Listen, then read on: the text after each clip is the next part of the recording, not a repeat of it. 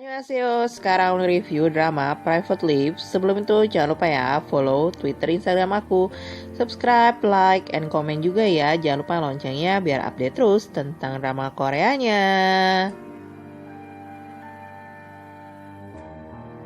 Drama ini yang bercerita tentang kumpulan orang-orang saling berbagi, mencuri, dan mengarang cerita kehidupan pribadi demi mendapatkan uang. Drama sekelompok penipu yang mengerahkan semua teknik mereka untuk mengungkapkan kehidupan pribadinya. Cha Ju-eun, ia adalah seorang remaja yang tumbuh dengan melihat ayah dan ibunya menjadi seorang penipu. Saat ia dewasa, ayah dan ibunya berpisah dengan bekerja, tapi mereka tetap menipu dengan cara yang berbeda. Sang ayah bergabung dengan komplotan menjadi pengemis tanpa kaki lalu berubah menjadi seorang pastor yang dieluk-elukan masyarakat. Ju-eun melihat sang ayah yang bisa meyakinkan orang-orang menjadi umatnya dan memberikan uang sumbangan padanya. Bahkan sang ayah ikut berinvestasi untuk membangun gereja kepada atasannya, tapi ia malah ditipu dan membuatnya masuk penjara. Ju-eun pun sudah dewasa akhirnya mencoba membalas dendam pada wanita yang membuat sang ayah masuk penjara. Tapi nasib naas karena triknya ketahuan dan membuat Ju-eun harus masuk penjara. Ia akhirnya keluar dari penjara tanpa tujuan hidup.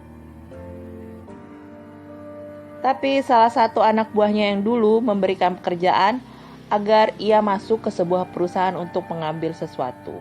Saat itu, Ju-eun pun bertemu dengan Lee Jung-wan sebagai seorang pekerja kantoran yang terlihat pandai dan juga memiliki jabatan sebagai seorang manajer di perusahaan. Mereka akhirnya saling jatuh cinta dan memutuskan untuk menikah. Tapi dari pernikahan, Jung-wan tiba-tiba menghilang tanpa datang ke acara pernikahannya. Ju-eun pun mencari tahu tentang suaminya yang ternyata punya pekerjaan lain seperti seorang detektif swasta.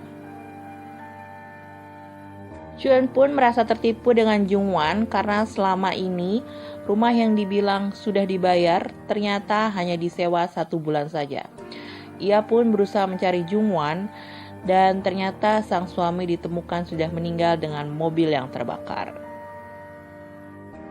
Jung-wan sendiri sebelum meninggal bertemu dengan Jung Buk-ki yang memintanya untuk mencari Kim Jae-wook. Jung Buk-ki adalah seorang penipu wanita kelas kakap yang membuat ayah Ju-eun masuk penjara. Buk-ki seperti baru tertipu oleh Jae-wook, maka dari itu ia meminta bantuan Jung-wan untuk mencari tahu sosok rekan kerjanya. Ju-eun pun berusaha mencari tahu tentang latar belakang calon suaminya yang selama ini disembunyikannya. Jadi apa yang akan dilakukan Ju-eun untuk menemukan sosok calon suaminya karena ia merasa yakin kalau sang suami masih hidup? Berhasilkah Ju-eun dan Jung-hwan menemukan Jae-wook sebagai otak penipuan dan membuat Buk-ki juga masuk ke dalam penjara? Komentar gue sama drama ini, gue tuh penasaran sama si So-yoon yang maknanya SNSD karena di drama sebelumnya dia kan karakternya merana banget, nangis-nangis banget, bahkan ditinggalin meninggal ya karena sakit lawan mainnya. Tapi di sini gue liat aktingnya berkembang banget, walaupun dia kelihatan kurus banget di kamera. Karena di kamera tuh kan biasanya naiknya 5 kilo.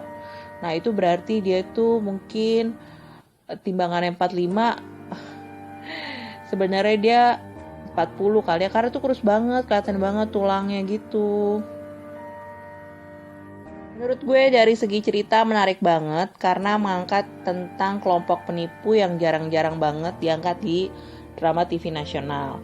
Terus yang lebih menarik lagi, mereka tuh nyeritain tiap tokohnya tuh satu episode, tiap tokoh Ju-eun dulu, terus episode kedua pertengahan baru Jung-hwan tuh datang. Jadi bener-bener beda karena kan biasanya tokoh lead male sama female tuh disatuin duluan, tapi ini flashbacknya tuh bener-bener lebih mendetail di awal per tokohnya. Jadi beda banget deh menurut gue. Ini menurut gue bagus banget karena kita jadi kayak gak tumpang tindih ceritanya, dan ini lebih mendetail banget bahas tokohnya. Gimana Jungwon itu awalnya gue anggap sebagai detektif, tapi ternyata dia bisa jadi penipu juga. Dan ini bener-bener gak ketebak banget. Gue pikir bakalan bosenin, tapi ternyata ini bikin penasaran karena kita gak tahu kayak gimana nantinya. Dan ternyata Jungwon memang gak mungkin mati ya.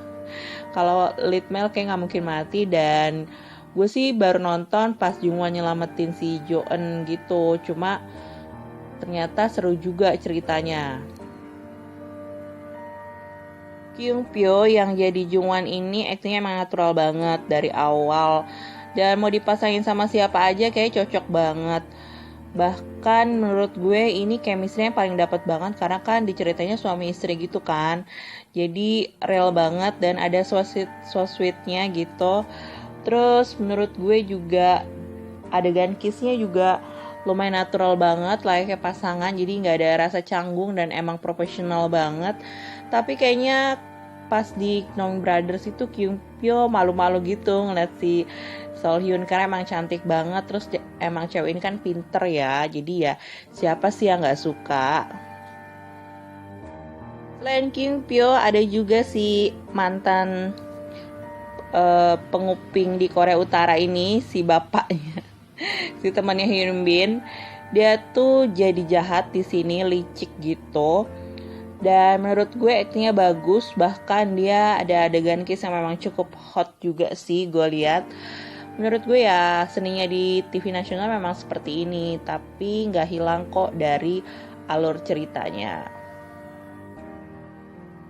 Oke guys, sekian bahasan gue tentang drama ini. Gue memang belum selesai nonton ini drama, tapi gue akan bakal lanjutin setelah si Jungwon ketahuan ternyata dia masih hidup, bakalan kayak gimana. Cuma gue sih udah ngeliat sih spoilernya, jadi nggak ini, cuma pasti gue akan lanjutin nontonnya karena gue suka banget sama yang mantan Korea Utara itu. Oke guys, terima kasih nonton. Annyeonghaseyo, kamsahamnida, sampai jumpa di drama selanjutnya.